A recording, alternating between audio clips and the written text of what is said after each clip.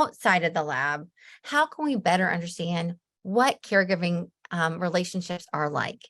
And so while a lot of you are already familiar with the Lena, a lot of researchers who were originally using this were using it primarily to detect language, adult speech, and conversational turns. In our project, we thought, well, we have this tool, we have these all-day recordings. Why don't we look at the data as really a way to say, isn't a caregiver detected on the recording at all? So if we heard an adult word, we were able to say, we know that somebody is within range of that child. And this was at 6 months old. And then we followed these families up until they were 18 months.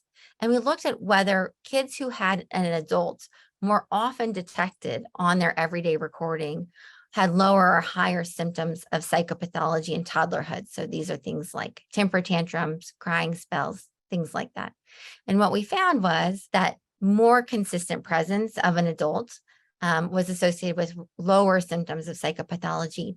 And importantly, this outperformed our really labor-intensive, careful analyses of caregiver sensitivity and caregiver warmth, that what we get in snapshots is maybe not as good as what we get when we study kids in their everyday life and their everyday environments.